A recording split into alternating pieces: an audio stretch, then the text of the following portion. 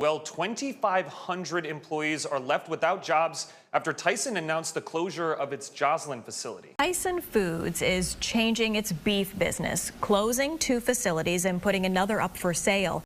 Man, oh man. Man, Tyson Foods beef processing facility shuts down 2 of its facilities and is planning to sell a third. Man, approximately 3,200 Tyson plant workers laid off, no job. Let's talk about it. The Tyson plant gave us notice of a layoff procedure, warn notice, over a week ago. They'll be closing their facility as of January 20th, impacting 3,200 individuals for the community of Lexington. The general mood of the individuals coming in for our services, of course, is anxiety. What do I do next? Will I have a job? Where do I go? And what do I do from here? Tyson workers make up about 3,200 of the population of 11,000 of Lexington. And so they have a great impact upon the culture, schools, and everything that a community is comprised of. We just hardworking people. All we do is go to work, come to church. That's all we do here. These plants have been underutilized, and we have a shortage of cattle out there in the U.S., and because of that, very vulnerable that somebody might shut down. Who cares about you get paid for, the next 5 or 6 weeks?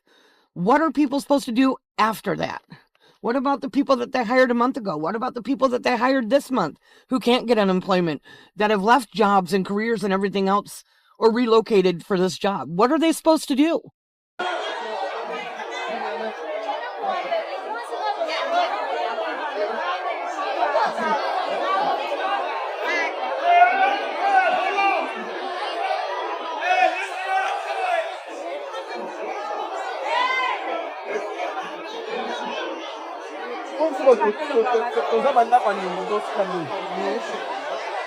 All praise to the Most High Yah Shalom. Thank you for tuning in to another Righteous Ruach Spirit-filled episode. Today I'm back at it in them trenches, handling that kingdom business. Man, I've been talking about it, and it may seem repetitive on this channel, but I've been talking about branching away from the system, not relying on the system, because this is the way capitalism works. When the profit margins are not where they want them to be, thousands of people will get laid off. And it was just 6 months ago that Tyson laid off, 3,000 people 6 months ago. And the reason this is very important is because, 60% of Tyson's food, processing employees, they are male. Okay? Approximately 60% of the workforce at Tyson Foods is male, according to the industry labor data and demographic estimates. Women make up the remaining 40%. So out of that 3,000, you've got 2,000 men that, are pretty much going to end up going to unemployment, Job Corps, labor, the labor department, to try to find work because they don't have a way to feed their family, feed themselves, let alone their families. I want you to think, you've got men that were clocking into work and didn't even see it, You were going to your locker, putting on your little vest, and you didn't see it coming. You were thinking about, when I get paid, I'm gonna get, I'm gonna get that TV we've been needing. I'm gonna get the brakes on the car fixed. I'm gonna get this fixed. I'm gonna get that fixed. And yet, they pulled the carpet right from under your feet. When you think about this, over 2,000 men losing their job, and these are 89% of those 2,000 males, are hourly workers. Hourly workers. While the 11% are salary workers. Those are going to be your higher ups. But if you're on the floor, you're a foreman or something like that, you're an hourly worker. And the crazy part is, you saw in the clip they had what looked like a foreman standing up in the center of the, like a cafeteria, announcing the news. The foreman, Mr. Tony, one that's got a nice personality, the one that's motivating everybody, the one that's stern when he needs to be, Mr. Tony. Mr. Tony says, bring it in, everybody, bring it in. Got an announcement to make. Just came out of a meeting with, the execs, got some news to put out. And they got Mr. Tony to do it. Little did Mr. Tony know, Mr. Tony's about to get his butt laid off too. Man, Mr. Tony gets up there and gives a motivational speech. Hey, we've done some good work.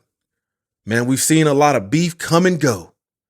Man, we've loaded up a lot of trucks worth of beef to feed Americans. Mr. Tony is saying, hey, but the news is, man, you got after today's shift, man, you got to pack your stuff up. Don't come back. You come back tomorrow, you won't be coming back to a paycheck. Man, Mr. Tony thinks that, okay, because they brought him to deliver the bad news, ultimately because the high-level execs didn't want to show face. They didn't want to be, the suits don't want to be the ones to deliver the blow. So they use Mr. Tony, the foreman, the shift supervisor. Mr. Tony gets up there proudly because he's been selected to deliver the blow that's ultimately going to affect him too. So yeah, it's been a pleasure working with you guys. If you need anything, just reach out to me and, I'm here for you. Mr. Tony ain't gonna have a pot to piss in, because soon as he's done giving the announcement and he goes back to these high level execs to let them know, yeah, I did it. I let everybody know they're going to be packing their stuff up. Mrs. Tony thinks he's safe. They're going to tell Mr. Tony, yeah, come on, take a seat. We need to talk to you too. We need to talk to you, Mr. Tony. Go ahead and take a seat. Yeah, we appreciate you, man. We couldn't have done this without you. So we wanted to give you a little token of our appreciation, Mr. Tony. We want to give you this little gift bag. It's got a little Tyson t-shirt, a little Tyson metal pin on. And they say, yeah, man, we thank you for all your hard work and keeping everybody in line. But we want to let you know if you need anything. Mr. Tony's like, what do you mean if I need anything? Man, if you need anything, just let us know. We're here for you. And if you want to relocate your family, your children, sell your house, all of this stuff, wherever you're living at, if you want to move and come work at one of our other facilities, Mr. Tony will take care of you. Mr. Tony's got a couple questions. Y'all gonna pay for me to move? They like, nah, Mr. Tony. Nope, we're not paying for you to move. But if you move, come out of your own pocket. Man, we got a job there waiting on you. Man, Mr. Tony can't afford that. Man, he's been doing what we call lifestyle creep. When he got that promotion to foreman, he went and bought his wife something new. He went and upgraded the family vehicle. Man, this kind of stuff happens every day. Every day. When you think about this, okay,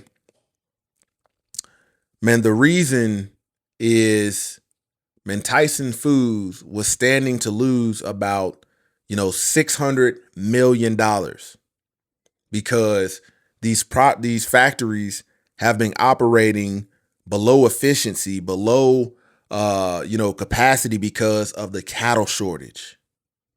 And because of that, man, the overhead is too high to run these places and pay these workers without the amount of production required. So rather than the company saying, man, we're going to take a loss of 600 million, it's easier for them to keep their profit margins high by shutting it down and not paying employees. And then what are they going to do? Man, they'll take, for the shareholders in those specific facilities or in the company, man, they will take that and invest somewhere else that's going to be beneficial and pay off in the long run. Because that's the last thing you want to do is pretty much, roll negative for the people that are major stockholders in this company. So there's no way you can articulate, yeah, we're about to just lose 600 $600 million and y'all gonna take it. No, they're gonna be like, no, you need to do something else. You need to do massive layoffs. And the last thing these shareholders are thinking about is your freaking job. Your flipping job as a man.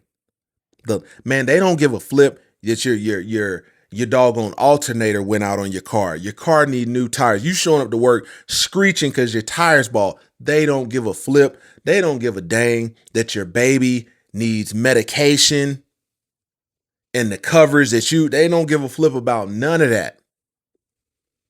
You got to understand, man, the business model factors in math.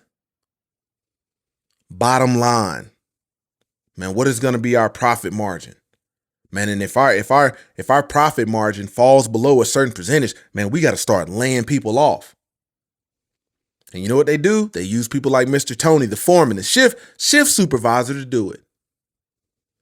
Man, one of the biggest mistakes that you can make as a man is think that it won't happen to you. It's think that it can't happen to you. Man, I make this kind of content, and motivating men to start their own business, whether it be part-time, whether you start a business part-time on your day off and it phases into full-time, because you can't count on these people. Man, it's estimated in one of these cities where the factory shut down, man, those Tyson workers make up over a third of that city's population. So when you think about when you're riding through these small towns of rural America and you're seeing these old abandoned factories, man, these were once booming factories, booming towns. Money was flowing through there, and then massive layoffs. And then these towns look like ghost town because everybody leaves. It's like either you choose to stay there and be homeless, or you leave and go find, work, employment elsewhere.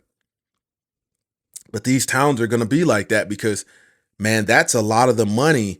A third of the people in your town losing their job, man, that's nothing to play with.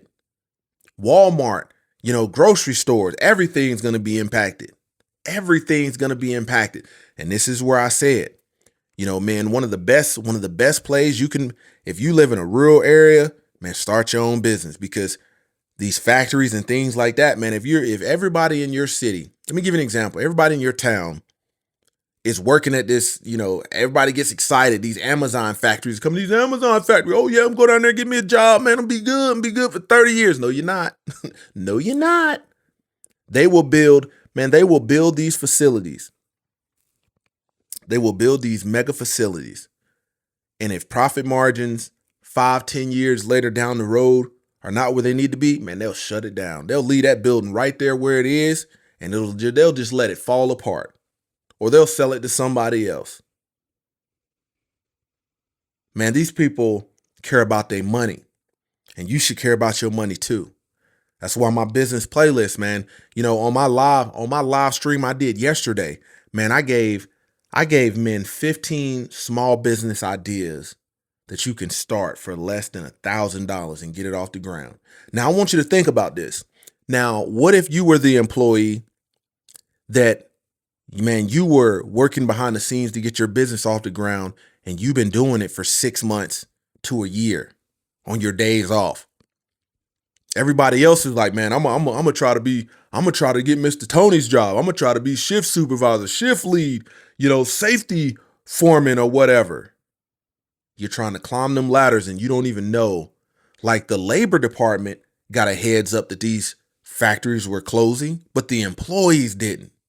The labor department, like one of these execs is sitting up typing an email while drinking a mocha cappuccino, sitting up in a nice house, emailing to the labor department, yeah, we about to shut this factory down in a week. The employees had no idea.